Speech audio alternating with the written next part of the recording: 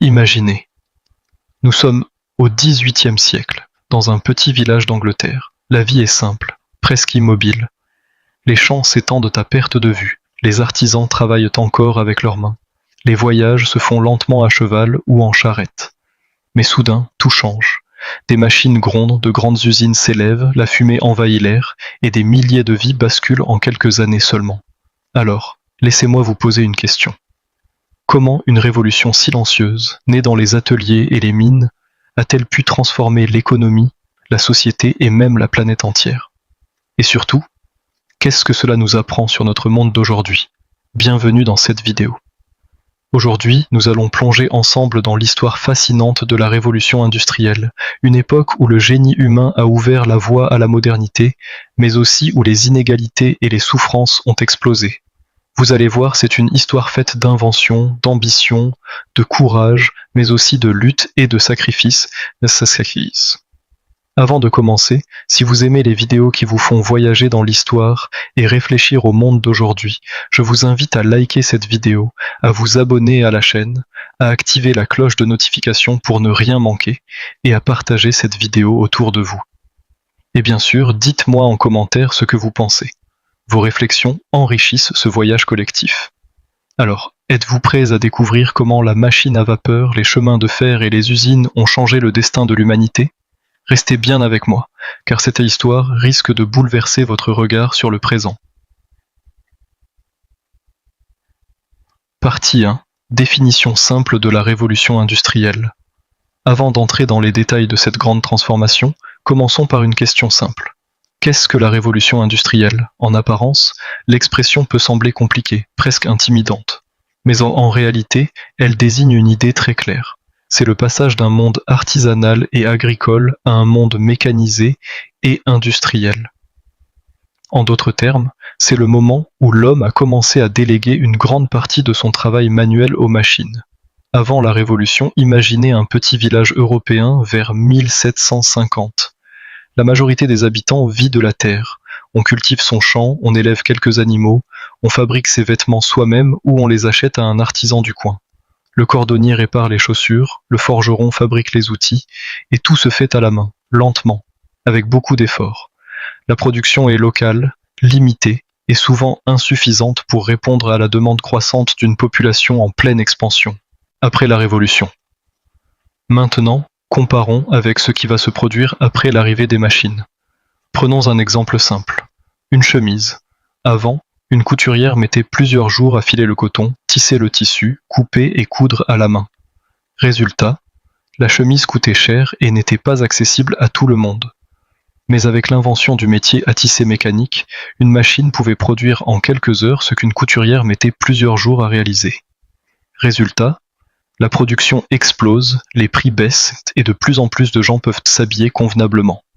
Ce n'est pas seulement une question de vêtements, on parle aussi de nourriture, d'outils, de transport, de construction. Bref, tout ce qui constituait la vie quotidienne est touché. Une révolution dans le vrai sens du mot, pourquoi parle-t-on de révolution? Parce qu'il ne s'agit pas de petits changements progressifs, mais d'un bouleversement complet. C'est comme si, en l'espace de quelques décennies, les règles du jeu économique avaient été réécrites. Les anciennes méthodes, et locales, laissent place à des procédés rapides, mécaniques et mondialisés. On pourrait dire que c'est le moment où l'humanité est passée de la force des bras à la puissance des machines. Une petite comparaison moderne, pour mieux comprendre, faisons une comparaison avec notre époque. Aujourd'hui, nous vivons ce que certains appellent une nouvelle révolution industrielle portée par l'intelligence artificielle et le numérique. Avant, pour écrire un texte, il fallait une machine à écrire ou un stylo, puis beaucoup de temps et de patience. Aujourd'hui, en quelques secondes, un ordinateur ou une IA peut générer des pages entières. Eh bien, au XVIIIe siècle, l'effet était exactement le même. Un gain de temps colossal et une productivité multipliée.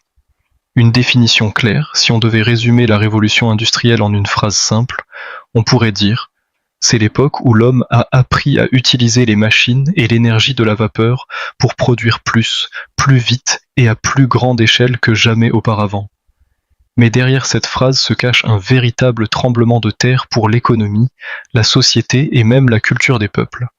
Car quand la manière de produire change, tout le reste suit. Les villes, les familles, les richesses, les inégalités, les modes de vie. L'image à retenir. Visualisez une grande usine du XIXe siècle. Des centaines d'ouvriers, le bruit assourdissant des machines, la fumée noire qui sort des cheminées, des trains qui transportent le charbon et les tissus à travers tout le pays. C'est cette image, celle d'un monde où les machines dominent la production, qui résume le mieux ce qu'est la révolution industrielle. Et vous allez le voir, ce n'est pas seulement une histoire d'usine et de charbon, c'est une histoire qui parle de nous tous, car elle a ouvert la voie au monde moderne dans lequel nous vivons aujourd'hui. Partie 2. Contexte historique. Quand et où la révolution industrielle a-t-elle commencé? Maintenant que nous avons défini simplement ce qu'est la révolution industrielle, il est temps de remonter le temps et de voir quand et où ce phénomène extraordinaire a commencé. L'Angleterre du XVIIIe siècle, le berceau de la Révolution. Nous sommes au milieu du XVIIIe siècle, vers les années 1750. L'Europe connaît alors une croissance démographique impressionnante. Les populations augmentent, les villes s'agrandissent, la demande de nourriture, de vêtements et de biens de consommation explose. Mais les méthodes traditionnelles, agricoles et artisanales, ne suffisent plus à répondre à ces besoins. C'est dans ce contexte que l'Angleterre se détache comme le premier pays à entrer dans l'ère industrielle. Pourquoi elle et pas un autre? De l'Angleterre. Plusieurs raisons expliquent ce rôle pionnier. 1. Les ressources naturelles. L'Angleterre possède de grandes réserves de charbon et de minerais de fer, deux ressources essentielles pour alimenter les machines et fabriquer de nouveaux outils. 2. Un réseau naturel de communication. Le pays est traversé par de nombreux fleuves et canaux, parfaits pour transporter rapidement marchandises et matières premières. De plus, étant une île, l'Angleterre dispose d'une flotte maritime puissante qui lui permet d'échanger avec le monde entier. 3. Un empire colonial immense. Grâce à ces colonies, l'Angleterre a accès à des matières premières comme le coton venu d'Inde ou le sucre des Caraïbes. Elle peut aussi écouler ses produits manufacturés sur ses marchés étrangers. 4. Une stabilité politique et financière. Contrairement à certains pays voisins souvent plongés dans les guerres, l'Angleterre bénéficie d'une relative stabilité politique. Elle possède aussi un système bancaire et des investisseurs prêts à financer les innovations et la construction d'usines. En résumé, tout est se réunit. Des ressources, des capitaux, un marché et une main-d'œuvre disponible. Les premières inventions décisives, au cœur de cette transformation, il y a les machines. L'une des plus importantes est sans doute la machine à vapeur. En 1712, Thomas Newcomen met au point une première version, utilisée pour pomper l'eau dans les mines. Mais c'est en 1769 que James Watt perfectionne cette invention et la rend beaucoup plus efficace. Résultat, la machine à vapeur devient le moteur de la révolution, utilisée dans les mines, les usines et bientôt dans les trains et les bateaux. Autre innovation, le métier à tisser mécanique. Là où une seule personne produisait lentement un tissu, une machine pouvait désormais fabriquer des mètres de textile en un temps record. Cela transforme complètement l'industrie du coton, qui devient l'un des piliers de l'économie anglaise. Le visage des villes change. Avec ces inventions, les usines se multiplient. Et qui dit usine dit besoin de main-d'œuvre. Résultat, les campagnes se vident, les paysans quittent leurs champs pour aller travailler en ville. Des cités comme Manchester, Birmingham ou Londres connaissent une croissance fulgurante. Mais attention, cette urbanisation est brutale. Les logements sont insalubres, les rues bondées, et la pollution devient un problème inédit. Anecdote marquante. Manchester est surnommée à l'époque Cotonopolis, car elle devient la capitale mondiale du textile grâce à ses immenses filatures. La révolution se propage. Au départ, la révolution industrielle est un phénomène britannique. Mais rapidement, elle se propage au reste de l'Europe et au monde. En France, elle prend de l'ampleur au début du XIXe siècle. En Allemagne, elle explose après 1850, notamment avec le développement du charbon dans la rure. Aux États-Unis, elle s'accélère au XIXe siècle avec l'expansion des chemins de fer et l'exploitation des vastes ressources naturelles du pays. Chaque pays entre dans cette ère industrielle à son propre rythme, mais le modèle reste le même. Machine plus énergie plus main-d'œuvre égale production massive. Une époque de bouleversement. Ce contexte historique est essentiel à comprendre, car il montre que la révolution industrielle n'est pas un hasard, c'est le résultat d'un enchaînement de facteurs, ressources, innovation, commerce et organisation sociale. C'est un peu comme si toutes les pièces d'un puzzle s'étaient réunies au même moment, au même endroit, pour donner naissance à un monde nouveau. Et ce monde, comme nous allons le voir dans la suite, ne sera plus jamais le même. Partie 3. Les causes de la révolution industrielle. Maintenant que nous savons où et quand la révolution industrielle a commencé, il est temps de comprendre pourquoi elle a éclaté. Car une telle transformation ne surgit pas par hasard. Elle est le résultat d'un enchaînement de causes profondes qui ont agi ensemble comme des étincelles déclenchant un gigantesque feu de changement. 1. Les innovations techniques, le cœur de la révolution. La première cause, la plus évidente, ce sont les inventions. Sans elles, pas de révolution. Prenons la machine à vapeur. James Watt, en la perfectionnant en 1769, a ouvert la voie à une nouvelle source d'énergie puissante, capable de faire tourner des machines, d'actionner des pompes, de propulser des trains et des bateaux. C'est le moteur de tout le processus. Le métier à tisser mécanique et la spinning jenny, rouée multiple inventée en 1764 par James Hargreaves, ont transformé la production textile. Là où une fileuse produisait un fil, une machine en produisait plusieurs à la fois. Résultat, une explosion de la production de coton et une baisse des prix. Enfin, n'oublions pas les innovations dans la métallurgie. Grâce au puddlage et au laminoir, on peut produire du fer et de l'acier en grande quantité, solide et bon marché. Ces inventions, mises bout à bout, ont déclenché une véritable réaction en chaîne. 2. La croissance démographique. Une population en pleine expansion. Une deuxième cause, souvent oubliée, c'est la démographie. Au XVIIIe siècle, la population de l'Europe, et surtout celle de l'Angleterre, connaît une croissance rapide. Les épidémies reculent, l'alimentation s'améliore grâce aux progrès agricoles, comme la rotation des cultures et l'usage de la pomme de terre. Résultat, il y a plus de bouches à nourrir, mais aussi plus de bras disponibles pour travailler. Cette main-d'œuvre abondante va remplir les usines qui apparaissent. 3. L'argent et les investissements.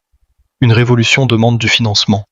En Angleterre, l'existence d'un système bancaire solide et d'investisseurs privés prêts à prendre des risques a joué un rôle crucial. Les riches commerçants, qui avaient déjà fait fortune grâce au commerce international et à la traite des esclaves, réinvestissent leurs capitaux dans les nouvelles usines et les chemins de fer. On voit apparaître une nouvelle figure, l'entrepreneur, celui qui ose investir dans les machines et qui, parfois, bâtit de véritables empires industriels. 4. Le commerce et l'empire colonial. Un autre facteur clé est le commerce mondial. Grâce à ces colonies, l'Angleterre a accès à des matières premières abondantes. Le coton d'Inde, le sucre et le tabac des Caraïbes, ou encore les minerais d'Afrique. Ces ressources alimentent les usines anglaises, qui transforment les matières premières en produits manufacturés, ensuite exportés dans le monde entier. C'est un cercle vertueux. Plus de matières premières égale plus de production égale plus de richesse. 5. Le contexte social et politique. Enfin, il faut parler du contexte social. En Angleterre, les paysans ont progressivement perdu l'accès libre aux terres à cause du mouvement des enclosures. Les grands propriétaires terriens clôturent leurs champs pour en améliorer la rentabilité. Résultat, de nombreux petits paysans se retrouvent sans terre et doivent chercher du travail ailleurs, souvent dans les villes, dans les usines. Parallèlement, le pays jouit d'une relative stabilité politique et d'un gouvernement qui encourage l'innovation, protège les brevets et facilite le commerce. Une combinaison explosive. Si l'on met ensemble toutes ces causes, les inventions, la démographie, l'argent, le commerce international et le contexte social, on comprend pourquoi la révolution industrielle n'a pas seulement été possible, mais inévitable en Angleterre à cette époque. C'est un peu comme une recette. Il faut les bons ingrédients au bon moment. L'Angleterre avait le charbon, les machines, les capitaux, la main-d'œuvre et les marchés. Et quand tous ces éléments se sont rencontrés, le monde entier a basculé dans une nouvelle ère. Voilà pourquoi la révolution industrielle n'est pas née d'un seul facteur, mais d'un mélange puissant de conditions favorables. Et maintenant que nous comprenons ces causes, il est temps de voir ce qu'elle a provoqué dans la vie quotidienne des gens, les conséquences directes. Partie 4. Les conséquences directes de la révolution industrielle. Maintenant que nous savons pourquoi la révolution industrielle a commencé, voyons ensemble ce qu'elle a provoqué immédiatement dans la vie des hommes et des femmes du XVIIIe et XIXe siècle. Car ce bouleversement n'a pas été qu'une affaire de machines et de profit. Il a profondément changé le quotidien de millions de personnes. Une explosion de la production. La première conséquence, et sans doute la plus visible, c'est l'augmentation spectaculaire de la production. Avant, fabriquer des vêtements, des outils ou des meubles prenait beaucoup de temps. Désormais, grâce aux usines et aux machines, on peut produire en masse. Exemple concret. Dans l'industrie textile, une filature mécanique pouvait produire autant en une journée qu'une dizaine d'artisans en plusieurs semaines.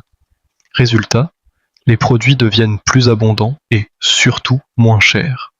C'est une bonne nouvelle pour les consommateurs. Plus de gens peuvent s'habiller, se meubler, se nourrir correctement. La société de consommation commence à prendre forme. Des conditions de travail terribles, mais derrière ces chiffres impressionnants se cache une réalité sombre. Les ouvriers, hommes, femmes et même enfants travaillent dans des conditions extrêmement dures. Les journées de travail durent 12 à 16 heures, sans pause réelle. Les ateliers sont mal aérés, bruyants, dangereux, les salaires sont très bas, à peine suffisants pour survivre. Anecdote marquante. Dans certaines mines, on faisait travailler des enfants de 8 ans. Leur petite taille leur permettait de se faufiler dans des galeries étroites, mais au prix de leur santé et souvent de leur vie. Troisième, l'urbanisation rapide. Avec la multiplication des usines, les campagnes se vident. Des milliers de paysans quittent leurs champs pour aller chercher du travail en ville. Résultat, les villes comme Manchester, Birmingham ou Londres grossissent à une vitesse incroyable. Mais cette urbanisation est brutale. Les logements ouvriers sont petits, surpeuplés, insalubres. Les quartiers pauvres manquent d'eau potable et d'hygiène. Les maladies comme le choléra se propagent rapidement. Anecdote. À Manchester, au milieu du XIXe siècle, certains quartiers avaient une densité de population 2 fois supérieure à celle de Paris. Les familles vivaient parfois à 10 dans une seule pièce. Quatrième. Les inégalités se creusent. La révolution industrielle enrichit une nouvelle classe. La bourgeoisie industrielle, ses entrepreneurs, propriétaires d'usines et investisseurs, accumulent des fortunes colossales. En revanche, la classe ouvrière vit dans une grande pauvreté. Les écarts se creusent entre riches et pauvres, alimentant frustration et tensions sociales. C'est aussi le début des grandes luttes ouvrières. Les ouvriers commencent à s'organiser pour réclamer de meilleurs salaires, des horaires plus courts et des conditions plus humaines. Cinquième, le chômage des artisans. Autre conséquence directe. Le chômage des artisans. Avant la Révolution, cordonniers, tisserands ou forgerons travaillaient pour leur compte. Mais avec l'arrivée des usines, leurs produits ne peuvent plus concurrencer les prix bas de la production industrielle. Exemple. Un tisserand artisanal mettait plusieurs jours à produire une pièce de tissu. Une machine en usine faisait le même travail en quelques heures. Résultat, les clients abandonnent les artisans, qui se retrouvent ruinés. Certains artisans, désespérés, se révoltent en détruisant des machines. On les appelle les Luddites, un mouvement ouvrier du début du XIXe siècle. Mais ces révoltes sont violemment réprimées par l'armée. 6. Un nouvel élan commercial. En parallèle, les pays industrialisés voient leur commerce s'étendre. Grâce aux bateaux à vapeur et bientôt aux chemins de fer, les marchandises circulent plus vite et plus loin. Les produits anglais envahissent le monde. Textiles, acier, machines-outils. L'Angleterre devient l'atelier du monde. Un monde en plein bouleversement. En résumé, les conséquences directes de la révolution industrielle sont paradoxales. D'un côté, plus de production, plus de richesse, plus de commerce.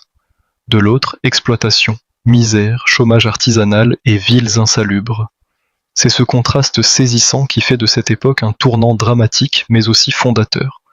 Et c'est justement parce que ces bouleversements ont été si intenses qu'ils ont entraîné, à long terme, des transformations encore plus profondes que nous allons voir ensemble. Partie 5. Les conséquences à long terme de la révolution industrielle. Après avoir vu les conséquences immédiates, plongeons maintenant dans celles qui se sont fait sentir sur le long terme. Car la révolution industrielle n'a pas seulement bouleversé la vie quotidienne du XIXe siècle, elle a littéralement façonné le monde moderne dans lequel nous vivons encore aujourd'hui. L'urbanisation durable, l'une des conséquences les plus visibles, est l'urbanisation massive. Les campagnes, autrefois peuplées de la majorité de la population, se vident peu à peu. Les villes deviennent les centres névralgiques de l'économie.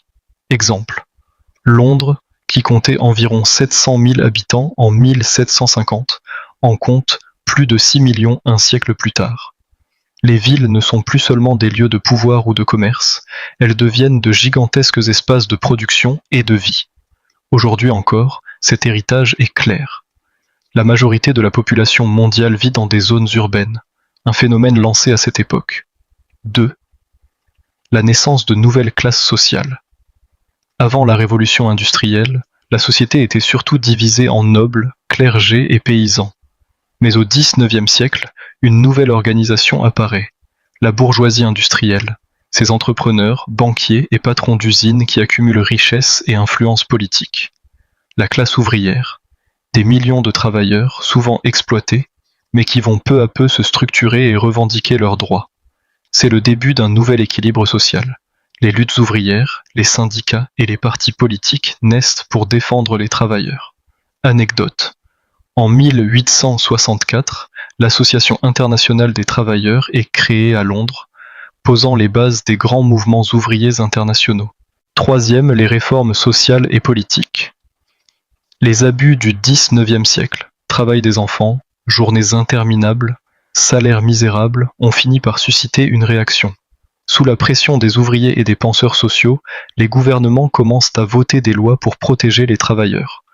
En 1833, en Angleterre, une loi interdit le travail des enfants de moins de 9 ans dans les usines. Au fil des décennies, la journée de travail est réduite, les conditions d'hygiène améliorées et les premiers syndicats légalisés. Ces réformes ne sont pas venues du jour au lendemain, mais elles constituent un héritage durable. Aujourd'hui encore, nos droits sociaux trouvent leur origine dans ces luttes du XIXe siècle. 4. Des progrès technologiques en cascade. La révolution industrielle a été un tremplin pour des innovations toujours plus impressionnantes. Le chemin de fer révolutionne les transports. En quelques heures, on parcourt ce qui nécessitait autrefois plusieurs jours. Les bateaux à vapeur accélèrent le commerce maritime mondial. L'électricité puis le télégraphe ouvrent la voie à une communication rapide, presque instantanée. Ce n'est pas exagéré de dire que ces inventions ont rétréci le monde, rapproché les peuples et accéléré l'histoire. 5. Une mondialisation précoce. Avec l'essor de la production et des transports, le commerce mondial explose. Les pays industrialisés exportent leurs produits manufacturés partout dans le monde, tandis qu'ils importent des matières premières de leurs colonies. C'est le début de la mondialisation économique moderne, un tissu de relations commerciales reliant l'Europe, l'Asie, l'Afrique et les Amériques. 6. Un nouvel imaginaire collectif. Au-delà de l'économie, la révolution industrielle a transformé les mentalités. On passe d'un monde dominé par la nature et les traditions à un monde dominé par le progrès, la science et la technique. Les mots modernité, croissance et développement deviennent centraux. L'idée que l'homme peut améliorer sans cesse sa condition grâce aux inventions s'impose. Mais cette fascination pour le progrès s'accompagne aussi de critiques. Certains dénoncent la déshumanisation, l'exploitation et la destruction de l'environnement. En résumé, les conséquences à long terme de la révolution industrielle sont immenses. Des villes tentaculaires, de nouvelles classes sociales, des réformes sociales décisives, des progrès technologiques accélérés, une mondialisation naissante, un changement radical dans la vision du monde. En un siècle, l'humanité est passée d'une économie rurale et artisanale à une société industrielle et urbaine. Et cette transformation, comme nous allons le voir dans la suite, continue d'avoir des répercussions directes sur notre vie quotidienne, même aujourd'hui. Partie 6. Le lien avec aujourd'hui. La révolution industrielle et notre monde actuel. Si la révolution industrielle appartient au passé, ses échos résonnent encore dans chaque recoin de notre vie moderne. En réalité, elle n'a jamais vraiment pris fin, elle a simplement changé de visage. Regardons ensemble pourquoi. 1. Nous vivons une nouvelle révolution industrielle. Aujourd'hui, les historiens et économistes parlent souvent de 4e révolution industrielle. La première, au XVIIIe siècle, était celle du charbon, de la vapeur et du textile. La deuxième, au XIXe siècle, fut celle de l'électricité, de l'acier et du pétrole. La troisième, au XXe siècle, fut celle de l'informatique et de l'électronique. Et la quatrième, que nous vivons actuellement, est celle de l'intelligence artificielle, de la robotique, de l'Internet des objets et de la biotechnologie. Exemple concret. L'impact d'une invention comme ChatGPT ou les robots automatisés dans les usines ressemble, à bien des égards, à l'impact de la machine à vapeur au XIXe siècle. Les métiers changent, certains disparaissent, d'autres naissent. 2. Les grandes villes, un héritage direct. L'urbanisation massive née au XIXe siècle ne s'est pas arrêtée. Aujourd'hui, plus de la moitié de l'humanité vit en ville, et certaines mégalopoles dépassent les 20 millions d'habitants. Les défis liés aux villes modernes, pollution, logement, transport, sont directement hérités des premiers problèmes rencontrés lors de la révolution industrielle. Troisième, inégalité sociale, une question toujours brûlante. La révolution industrielle a créé des écarts énormes entre les riches industriels et les ouvriers exploités. Et aujourd'hui, les débats sur les inégalités n'ont jamais cessé. Exemple. Les patrons des grandes multinationales de la tech possèdent aujourd'hui des fortunes comparables aux puissants industriels du XIXe siècle. Pendant ce temps, des millions de travailleurs précaires luttent pour survivre dans une économie mondialisée.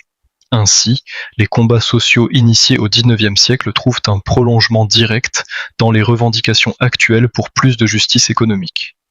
Quatrième, l'environnement. Un problème qui persiste. La révolution industrielle a marqué le début de la pollution industrielle à grande échelle.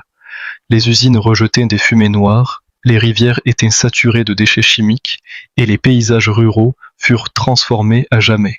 Aujourd'hui, nous faisons face aux conséquences climatiques de 2 siècles de développement industriel. Réchauffement climatique, pollution des sols et des océans, disparition d'espèces animales et végétales. Ce qui était un simple détail ignoré au XIXe siècle est devenu l'un des défis majeurs de notre siècle. Cinquième, l'accélération permanente du progrès. L'un des héritages les plus marquants de la révolution industrielle, c'est cette idée que le progrès technique est inévitable et infini. Les machines, les découvertes et les innovations sont devenues le moteur de nos sociétés. Mais cette croyance soulève aujourd'hui une question essentielle. Jusqu'où aller ? Exemple.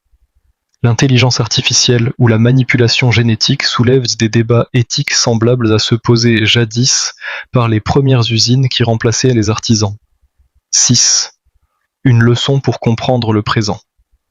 En étudiant la révolution industrielle, on réalise que chaque innovation a ses promesses et ses dangers. Elle peut libérer du temps, créer des richesses et rapprocher les hommes. Mais elle peut aussi engendrer des inégalités, détruire l'environnement et déstabiliser des sociétés entières. C'est une clé essentielle pour comprendre notre époque. Les bouleversements que nous vivons aujourd'hui avec le numérique ou l'IA ne sont pas uniques. Sont la continuité d'une longue histoire commencée au XVIIIe siècle. En résumé, la révolution industrielle n'est pas qu'un chapitre du passé. Elle est visible dans nos villes, dans nos inégalités sociales, dans notre environnement et dans notre obsession du progrès technologique. Elle nous rappelle que chaque avancée comporte des bénéfices, mais aussi des risques. Elle nous invite à réfléchir. Voulons-nous répéter les erreurs du XIXe siècle ou apprendre de l'histoire pour bâtir un avenir plus équilibré ? Et si finalement la vraie question était « Qu'allons-nous faire de notre propre révolution industrielle actuelle ?» La révolution industrielle n'a pas seulement changé les machines ou les usines. Elle a changé le destin de l'humanité. En quelques décennies, nos ancêtres sont passés d'un monde agricole, lent et local, à un monde urbain, rapide et connecté. Ce bouleversement a apporté des richesses immenses, des découvertes incroyables, mais aussi des souffrances, des injustices et des cicatrices encore visibles aujourd'hui. Et si nous regardons autour de nous, que voyons-nous ? Des trains qui roulent à grande vitesse, des villes illuminées par l'électricité, des réseaux qui connectent la planète en un clic, et maintenant des intelligences artificielles capables de transformer notre quotidien. Tout cela, c'est l'héritage direct de la révolution industrielle. Mais cette histoire nous enseigne une leçon essentielle. Chaque progrès technique s'accompagne de responsabilités humaines. Car inventer une machine est une chose. Mais décider de la manière dont on l'utilise, voilà le véritable défi. Alors, La question est simple. Allons-nous répéter les erreurs du passé? Exploitation, inégalité, destruction de la nature? Ou allons-nous apprendre de l'histoire pour construire un monde plus juste et plus durable? Merci d'avoir suivi cette vidéo jusqu'au bout. Si elle vous a plu, n'oubliez pas de liker, de vous abonner, de partager autour de vous et de laisser un commentaire. Vos idées enrichissent ce débat. Et je vous laisse avec une question ouverte.